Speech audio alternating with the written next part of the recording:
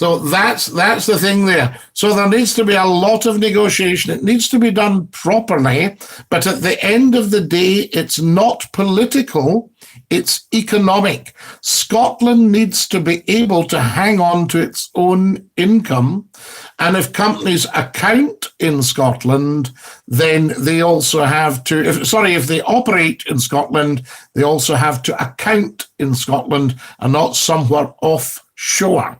All right, so the money stays in Scotland. I'll give you the best example of it.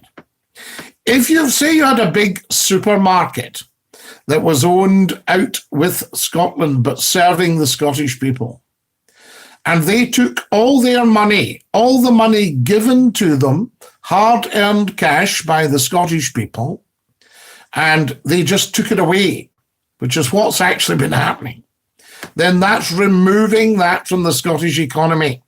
And places like Glasgow, Edinburgh, Paisley, Kilmarnock, Harthill, Aberdeen, Dundee get poorer. Greenock, Helensburgh, right, Dumbarton, they all get poorer as a result of that. Now, think about it. In every town and village in Scotland, you had the local bank. All the banks were Scottish owned, right? So all the banks were Scottish owned. The media was Scottish owned, right?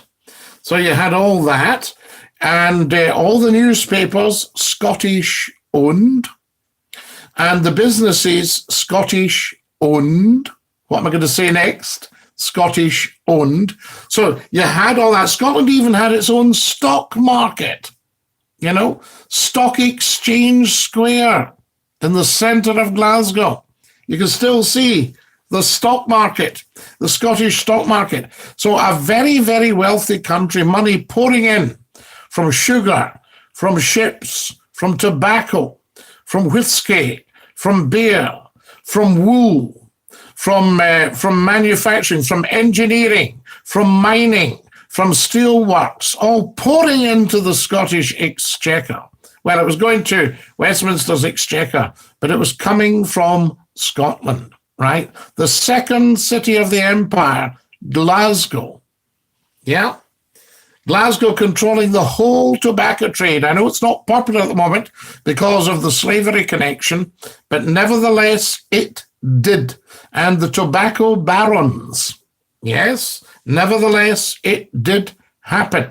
So you've got all that going on. Now, all that money that we were paying, you went and you shopped at the butcher, at the baker, at the candlestick maker, at the saddler, at the hardware shop, at the, what else? Everything else, right? The clothing shop, yes, Scottish wool, all that stuff. Stuff that's closing down and has been over the years because we don't have control of our own economy. So all the money earned by a business used to go back into the community, back into the thing. So say you all went down the pub and spent your wages.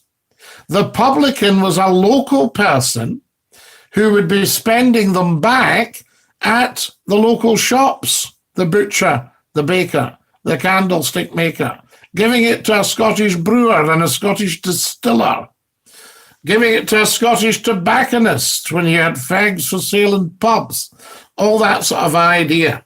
Yes, the Scottish fag factories, not good for your health, but they were there, they were existing. Who can remember the great big ones down in the East End there? Fantastic. So that was it. So you had a huge economy running in Scotland. Car manufacturers, Linwood, yes, you know, that was your latest one. Before that, you had Arroll Johnson. Before that, you had Argyll that went bust during the First World War. And you can still see the frontispiece in Alexandria. It became a torpedo factory. And then the canals, the Forth and Clyde Canal running along there. The River Leven, huge. Shipbuilding, Scott Lithgow, Denny's.